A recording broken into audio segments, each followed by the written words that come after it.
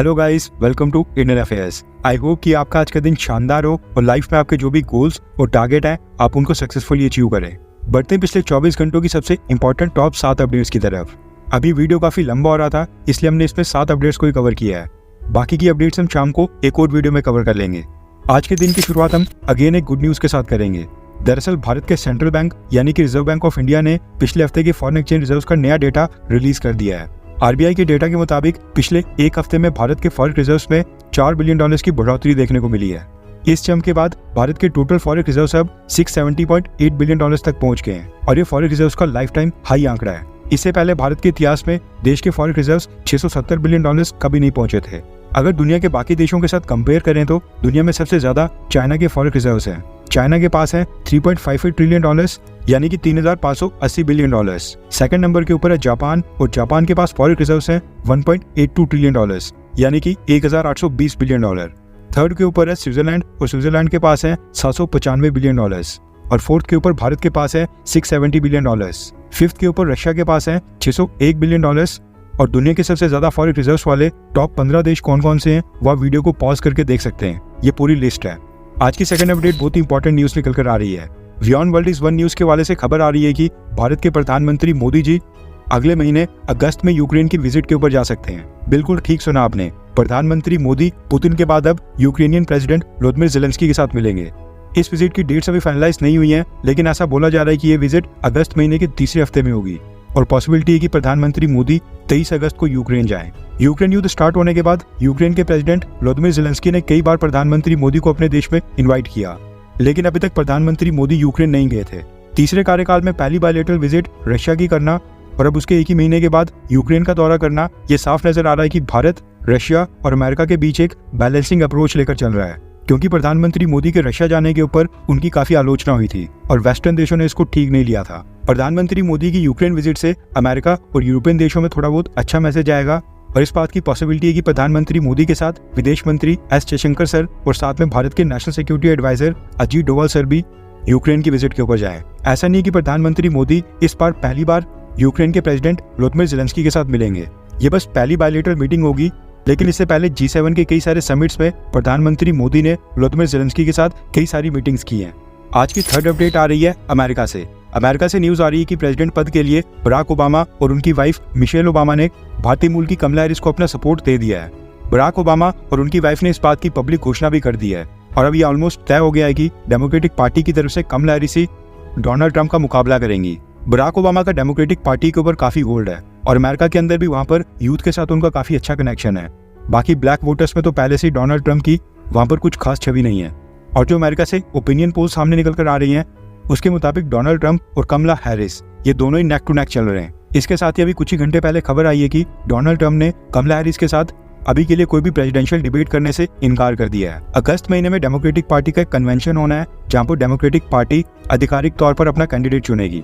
हालांकि कमला हैरिस का नाम ऑलमोस्ट तय हो गया है, लेकिन डोनाल्ड ट्रंप की कैंपेन टीम का कहना है कि जब तक डेमोक्रेटिक पार्टी आधिकारिक तौर के ऊपर कमला हैरिस को अपना प्रेसिडेंशियल कैंडिडेट नहीं चुनती है तब तक डोनाल्ड ट्रंप कमला हैरिस के साथ कोई भी डिबेट में हिस्सा नहीं लेंगे। अगर एज वाइज देखा जाए तो जो बाइडेन की उम्र है 81 ईयर्स, डोनाल्ड ट्रंप की उम्र है 78 ईयर्स, जबकि कमला हैरिस की उम्र है 59 ईयर्स। वैसे देखा जाए तो कमला हैरिस हैं तो भारतीय मूल की और अमेरिका में इंडियन डायस्पोरा आज की डेट में कमला हैरिस को फुल सपोर्ट कर रहा है। आपके अकॉर्डिंग 5 नवंबर को होने वाले अमेरिका के प्रेसिडेंशियल इलेक्शंस में कौन जीतेगा या फिर कौन जीतना चाहिए, डोनाल्ड ट्रंप या फिर कमला हैरिस? नीचे कमेंट करके अपनी राय जरूर बताएं। आज की फोर्थ अपडेट आ रही है कर्नाटका से।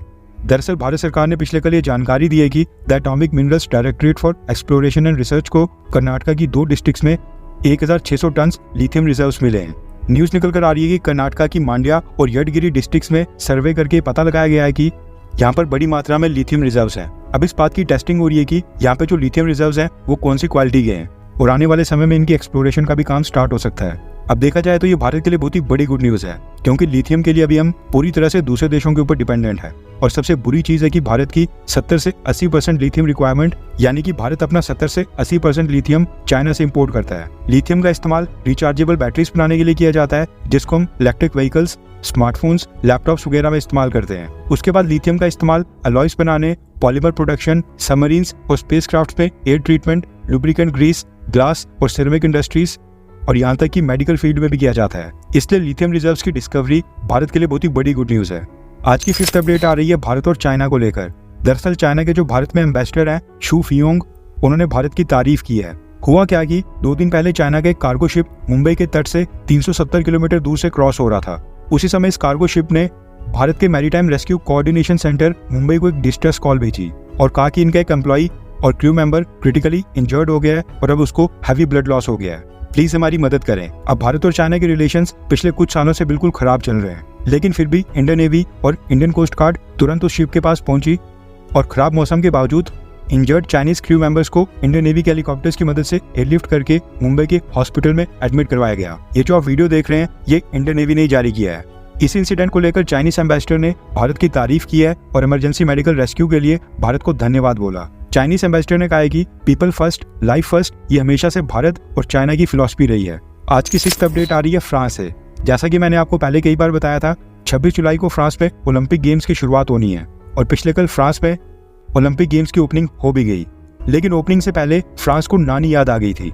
दरअसल न्यूज आ रही है कि ओलंपिक गेम्स की शुरुआत से पिछले 24 घंटे और स्पेशली 12 घंटे पहले फ्रांस में 3 बड़ी घटनाएं हुई हैं। सबसे पहले तो फ्रांस के हाई स्पीड रेलवे नेटवर्क को बाधित करने के लिए वहां पर कुछ लोगों ने कोऑर्डिनेटेड अटैक किए और रेलवे लाइन के ऊपर आगजनी की, रूट्स के ऊपर आग लगा दी थी, ट्रेन को तोड़ने फोड़ने की कोशिश की गई।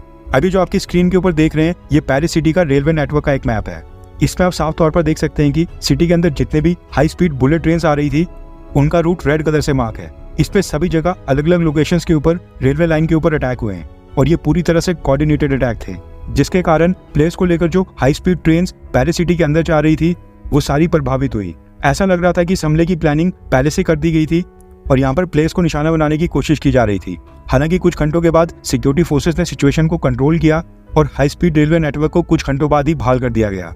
उसके बाद फ्रांस के बेसल मल्लाउस एयरपोर्ट के ऊपर वहां पर बॉम्ब होने की अफवाह फैल गई, जिसके कारण एयरपोर्ट अथॉरिटीज को सभी फ्लाइट्स को कुछ समय के लिए कैंसिल करके एयरपोर्ट का एक टर्मिनल पूरी तरह से खाली करना पड़ा। वहां से सभी लोगों को बाहर निकाल दिया गया और तलाशी के बाद पता चला कि यह आतंकी हमला करने की सिर्फ धमकी थी। इसके बाद अर्जेंटीना फुटबॉल टीम के ट्रेनिंग सेंटर के अंदर वहां पर कुछ लोगों ने घुसकर अर्जेंटीना फुटबॉल टीम के सामान की चोरी कर दी और वहां पर लूटपाट कर दी। इसी के साथ ऑस्ट्रेलिया की साइकिल टीम की गाड़ी के ऊपर भी अटैक हुआ, उसके शीशे तोड़ दिए गए और उनके साथ भी लूटपाट करने की कोशिश की गई। अब ये सारी घटनाएं पेरिस में ओलंपिक गेम्स स्टार्ट होने से कुछ ही घंटे पहले हुई हैं और माना जा रहा है कि इलीगल इमिग्रेंट्स और फ्रांस के मुस्लिम इमिग्रेंट्स जो कि फ्रेंच प्रेसिडेंट इमैनुअल मैक्रोन और सरकार से काफी नाराज है, उन्हीं ने ये हमले करके पेरिस ओलंपिक्स को बाधित करने की कोशिश की है। इसी के साथ इजराइल की सरकार ने फ्रांस की सरकार से रिक्वेस्ट की है कि इजराइल के जितने भी प्लेयर्स पेरिस ओलंपिक्स के लिए फ्रांस गए हैं उनकी जान के ऊपर खतरा है, इसलिए उनको अच्छे से सिक्योरिटी प्रोवाइड की जाए। फिलहाल तो ऐसा लग रहा है कि अगर फ्रांस पेरिस ओलंपिक्स को बिना किसी बड़ी घटना के सक्सेसफुली कंडक्ट करता है तो ये बहुत ही बड़ी बात होगी। भारत ने भी फ्रांस की मदद करने के लिए अपनी सेना और एनएसजी कमांडोज को भेजा है। आज की 7th अपडेट आ रही है एप्पल कंपनी को लेकर। रिसेंटली जो बजट पेश हुआ था उसमें भारतीय सरकार ने कई सारी इलेक्ट्रॉनिक्स आइटम और कंपोनेंट्स के ऊपर कस्टम ड्यूटी को कम करने का फैसला किया था। भारत सरकार के इस फैसले के बाद अब एप्पल कंपनी ने भारत में अपने सभी आईफोन मॉडल्स की कीमतें कम कर दी हैं। एप्पल के फोन्स के ऊपर 2300 रुपए से लेकर 6000 रुपए तक के प्राइसेस कम हो गए हैं। एप्पल कंपनी ने कस्टम ड्यूटी में कमी का डायरेक्ट बेनिफिट भारत के कस्टमर्स को ट्रांसफर कर दिया है।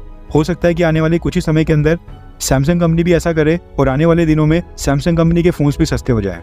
इसके साथ ये न्यूज़ निकल कर आ रही है कि कस्टम ड्यूटी में कमी के बाद अब एप्पल कंपनी अपने लेटेस्ट आईफोन 16 और 16 प्रो मॉडल्स की मैन्युफैक्चरिंग भारत में स्टार्ट करने के बारे में सोच रही है, जो कि 2 महीने के बाद सितंबर में लॉन्च होंगे। इसी के साथ ही एप्पल अपने आईपैड्स को भी भारत में मैन्युफैक्चर करने के बारे में विचार कर रही है और इसके ऊपर भी जल्द कोई बड़ा फैसला आ सकता है। काफ़ी सारे लोग कंप्लेंट करते हैं कि वीडियो काफ़ी लंबा हो रहा था, इसलिए मैं कोशिश करता हूँ कि वीडियो 9 से 10 मिनट के अंदर ही कंप्लीट हो जाए। उसी कारण से इसलिए आज हम 7 अपडेट्स को ही कवर कर पाए, लेकिन ये सारी इंपॉर्टेंट अपडेट्स थी। अपना सपोर्ट दिखाने के लिए वीडियो को लाइक ज़रूर करें। आज के लिए बस इतना ही। जय हिंद, वंदे मातरम।